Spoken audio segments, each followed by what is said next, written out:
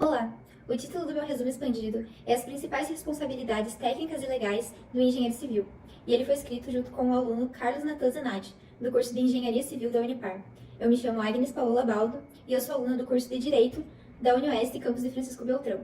O resumo expandido foi orientado pelo professor Fabrício Balestrin. É sabido que o sucesso profissional ele decorre de diversos fatores. No caso do engenheiro civil, um dos principais fatores é a observância de normas. E ao contrário do que muita gente possa pensar, essas normas não se resumem somente às NBRs da ABNT, que são tão estudadas durante o curso de Engenharia Civil, mas elas envolvem também normas de direito,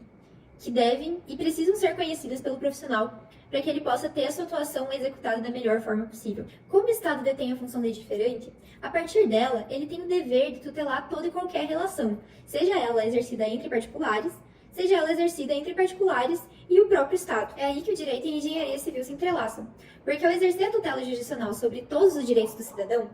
o direito se propõe também a tutelar o exercício da profissão do engenheiro, e também as lides que podem vir a surgir a partir do exercício profissional. É por isso que o objetivo do nosso trabalho é explicar quais são as principais responsabilidades normativas com as quais o engenheiro pode vir a se deparar durante o exercício da sua profissão.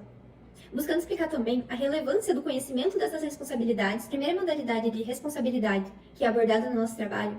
é a responsabilidade administrativa, que decorre justamente das normas técnicas, como as NBRs, que são normas instituídas pela Associação Brasileira de Normas Técnicas, a ABNT. Em decorrência disso, então, falamos da responsabilidade técnica do engenheiro civil, que, por sua vez, decorre da Lei 6.496, de 1977, que autoriza a criação pelo Conselho Federal de Engenharia, Arquitetura e Agronomia, o CONFEA, de uma mútua de assistência profissional, e institui também a anotação de responsabilidade técnica, mais conhecida como ART, que é um documento elaborado justamente pelo profissional ou pela empresa no Conselho Regional de Engenharia, Arquitetura e Agronomia, mais conhecido como CREA. Ainda de acordo com a Lei 6.496 de 1977, o artigo 2º dispõe que a principal função da ART é justamente definir quem são os responsáveis legais, quem são os responsáveis técnicos pelo empreendimento de engenharia, de arquitetura ou de agronomia. É a partir daí que nós tratamos da responsabilidade civil, que decorre dos atos ilícitos, que estão definidos pelos artigos 186 e 187 do Código Civil de 2002,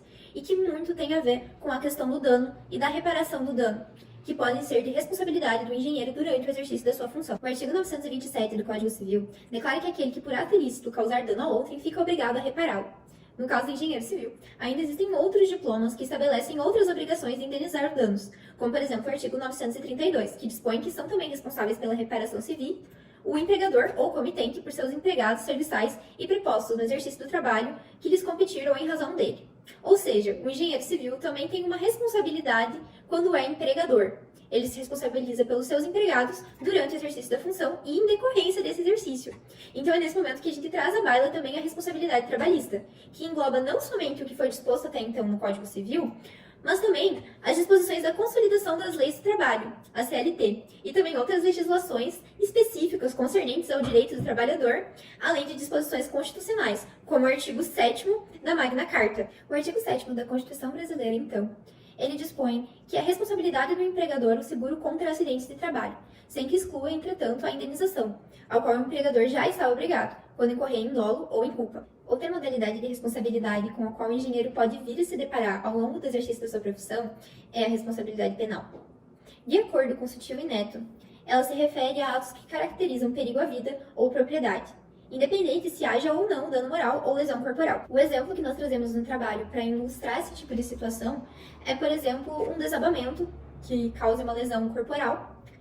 ocasionado por uma falha no projeto ou uma inobservância da norma, ou também poderia ser um crime ambiental, causado por uma violação das normas ambientais de descarte de resíduos, por exemplo, que poderia causar uma intoxicação ou danos ambientais piores. Além disso, existem outras modalidades de responsabilidade, como, por exemplo, a responsabilidade ética ou a responsabilidade tributária, além das responsabilidades que podem ser decorrentes de algumas transgressões de normas, como, por exemplo, do Código de Obras Municipal, ou outras disposições que regulamentem o exercício da profissão do engenheiro civil autônomo. A partir desse estudo, nós concluímos que é de suma importância que o engenheiro civil tenha conhecimento, ao menos superficial, de algumas normas do direito do trabalho, visto que ele pode vir a ser um empregador, do direito civil, principalmente na parte dos contratos e responsabilidades civis, na parte de danos e de obrigação em indenizar, uma vez que ele pode acabar dando causa a alguns conflitos que demandam tutela jurisdicional em tribunal, e até mesmo do próprio direito penal, em caso de ocorrência de infrações penais que são cometidas em função do exercício da profissão.